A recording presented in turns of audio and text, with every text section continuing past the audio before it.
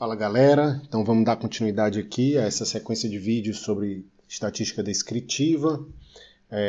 Como vocês devem estar acompanhando, nesse vídeo nós vamos continuar a falar sobre os cálculos das estatísticas de localização, ok?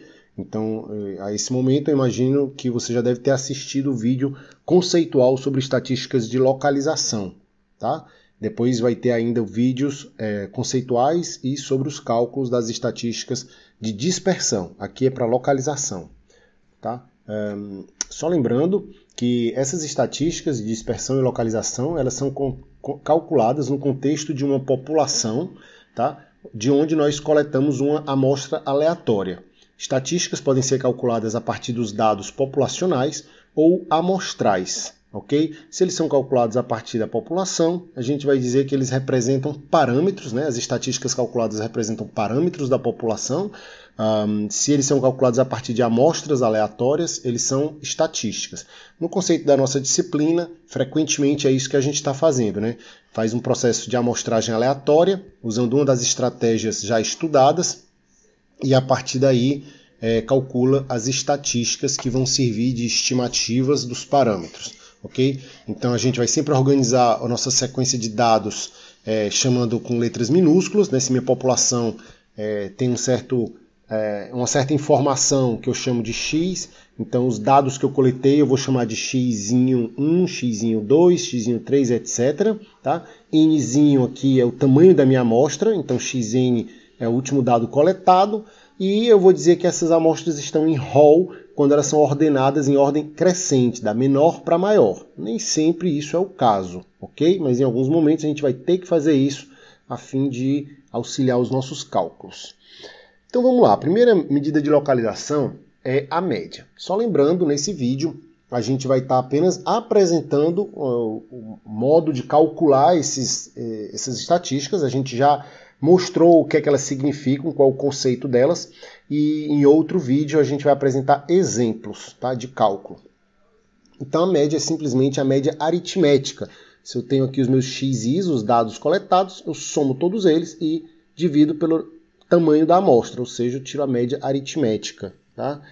Em outras palavras, eu também posso jogar esse nzinho aqui para o lado de cá, e eu concluo que a soma das minhas amostras é sempre igual a n vezes a média. Tá? Isso é um resultado interessante que a gente pode guardar aqui para voltar a utilizar em alguns momentos. Tá?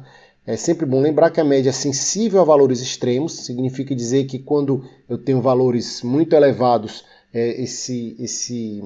esses valores elevados vão puxar a minha média para o lado que eles estão, ou seja, ou para cima ou para baixo. A gente já demonstrou isso, né, o que é que isso representa no vídeo conceitual. Tá? Mas aqui eu tenho um exemplo bem rápido, onde eu tenho 10 amostras que foram coletadas aleatoriamente, representam o tempo de duração de vida de 10 lâmpadas, né, aqui em horas. Né? Então a lâmpada que durou menos no ensaio, ela durou 7.700 e pouquinho, enquanto a lâmpada que durou mais, durou um pouco mais de 8.300 horas, né? Temos aí essa distribuição, e temos um valor médio aí no valor de 8.066 horas, tá? Ele se encontra mais ou menos no meio, né, das amostras.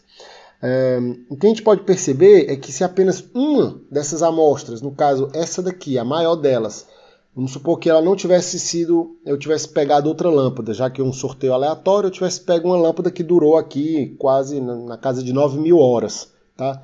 Essa única amostra, por ser bem mais elevada, por ser extrema, né, ela traria o meu valor médio para um valor de 8.130, bem elevado. Quer dizer, pode parecer que não foi tanta a diferença, mas foi apenas uma amostra. Tá? E ela foi capaz de deslocar o meu valor médio de um valor significativo. Então é só para a gente entender que o valor médio ele representa um ponto de equilíbrio das minhas amostras, e por isso, como eu tive aqui um valor bem mais elevado, para eu conseguir equilibrar essas amostras aqui, eu tive que deslocar o meu centro de equilíbrio, né, para esse outro ponto aqui. Tá? Mas por isso que ela é sensível a esses valores quando eles são muito extremos, e a gente precisa ter cuidado para evitar, né, tendenciosidades na nossa análise provocadas por esses valores extremos, ok? Uma das formas de reduzir a influência, né, dos valores extremos na minha média é usar a média aparada, que basicamente eu vou aparar as bordas das minhas amostras, né? Que, olhando para cá, eu vou eliminar as amostras mais elevadas ou mais baixas, né? Sendo que eu tenho que fazer isso de forma equitativa de ambos os lados, ou seja, eu vou eliminar as amostras mais extremas de ambos os lados. Como antes de fazer minha análise eu não sei se ela contém ou não, se a minha amostra contém ou não amostras extremas, valores extremos, eu corto de ambos os lados, tá? Então, nesse caso aqui, se eu cortar a amostra mais elevada desse lado e desse lado, e se eu fizer o mesmo procedimento com a amostra de baixo, ambas vão acabar ficando idênticas, né? E as médias delas vão ficar mais equilibradas. Ok? Então, o critério é, eu escolho um certo percentual das maiores e menores amostras, ou eu escolho um certo número de maiores e menores amostras. Eu vou eliminar, por exemplo, as 5 maiores e as 5 menores amostras, ou as 10% maiores e as 10% menores amostras. Claro que essa escolha depende do número total de amostras que eu tenho, né? Então a média aparada é simplesmente a média aritmética das amostras restantes, tá?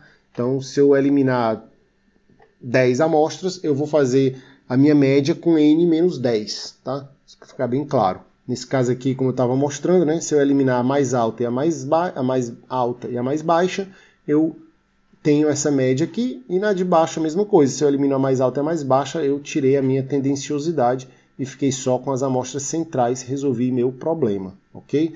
E a média ficou aqui em 8.073, que está bem mais próxima, né, daquela média anterior de 8.066.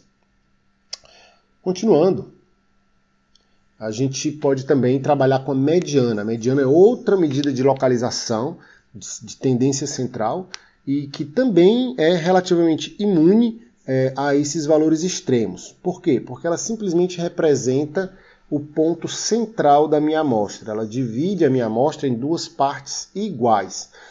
Para achar a mediana, justamente pelo fato dela dividir a amostra em partes iguais, eu preciso ordenar minha amostra em rol. Eu preciso que ela esteja em ordem crescente. Então, quando alguém me pede a mediana de um conjunto de dados, a primeira coisa que eu faço é organizá-los do menor para o maior e vou olhar quem está bem no centro. Para eu achar uma forma, digamos, computacionalmente viável, um algoritmo, né, para encontrar essa mediana, eu preciso saber quantas amostras tem, né, no total, né? Então, se eu tenho n amostras, a posição central será n mais 1 sobre 2. Né? Então, vejam, se eu tenho 5 amostras, a amostra central é a terceira. Seria 5 mais 1, 6, dividido por 2, 3, seria a terceira. Ok? Então, quando n é ímpar, eu não tenho muito trabalho a fazer. Eu simplesmente faço n mais 1 sobre 2, e esse número representa o índice da amostra, que é a minha mediana. Então, nesse caso, como eu tinha dito, n igual a 5, essa continha vai dar 3, eu vou simplesmente pegar o x3, a terceira maior amostra coletada, e dizer que esse valor representa a minha mediana, ok? Porém, já deve estar claro que quando esse n é par, né, esse resultado, que representa a posição da amostra, vai dar um número fracionário, né? Ele vai dar um número terminado em 0,5. Por exemplo, quando eu tenho 4 amostras, eu vou ter 4 mais 1, 5, dividido por 2, 2,5. Esse 2,5 representa a posição no rol, a posição da amostra no rol. Ou seja, ela está entre a amostra 2 e a 3. E está bem no meio entre elas duas, 2,5. Está bem no meio entre a 2 e a 3. Como não existe uma amostra 2,5 propriamente dita, eu vou pegar a 2 e vou pegar a 3. Em outras palavras, eu vou pegar a amostra na posição n sobre 2 e a amostra na posição n sobre 2 mais 1, tá? Somo elas duas e divido por 2, ou seja, eu pego a média delas duas. Tá? Aqui no exemplo eu vejo, né, quando n é igual a 4, aquele resultado ali, esse aqui, vai dar 2,5. E esse 2,5 representa o quê? A média da amostra 2 com a amostra 3. Tá? Eu tiro essa média aqui, tá? Como está dizendo aqui. Então a minha mediana está no meio do caminho entre o x2 e o x3. Beleza? Isso é a minha mediana. Então não importa se o meu x4 está aqui ou se ele está muito mais para frente. Não importa se o meu x1 vale esse valor que está representado aqui na figura ou se ele é muito mais baixo. a minha média sempre vai ficar, minha mediana sempre vai ficar entre o x2 e o x3, e por isso ela não é afetada pelos valores extremos, ok? Aqui a gente vê mais um exemplo, retomando, né, aquele caso das lâmpadas, onde esses pontinhos representam a duração de lâmpadas em horas, né? Onde a gente tem um caso mais bem comportado em cima e um caso onde houve um ponto discrepante aqui no gráfico de baixo, né? E aí, como eu tenho 10 amostras em cada caso, a mediana está localizada entre a amostra 5 e a 6, né? Seria a posição 5,5. 10 mais 1, 11, dividido por 2, 5,5. Posição 5,5 representa o meio do caminho entre a amostra 5 e a amostra 6. Para ambos os casos, porque ambos têm 10 amostras, ok? Então não importa se eu tenho um ponto discrepante ou não, a minha mediana sempre vai estar localizada nesse ponto central, que nesse caso dá 8.082,5, que é bem mais próximo, né, daquele valor médio original desse conjunto de amostras aqui, ok? Continuando, uma última estatística de localização, que também é muito utilizada em alguns casos específicos, é a moda. A moda nem sempre ocorre, nem sempre acontece, né, num conjunto de amostras, tá? Porque ele é simplesmente o valor mais frequente de um conjunto de dados, é aquele que mais se repete. E em alguns casos isso não é muito viável acontecer. Então eu tenho aqui uma tabela, né, com um exemplo de um conjunto de dados, né, um conjunto de amostras que foram retiradas de uma turma, por exemplo, né, onde você tem várias informações recolhidas dessas amostras. Então eu tenho aqui 1, 2, 3, 4, 5, 6, 7, 8, 9, 10 né, alunos que foram sorteados, por exemplo.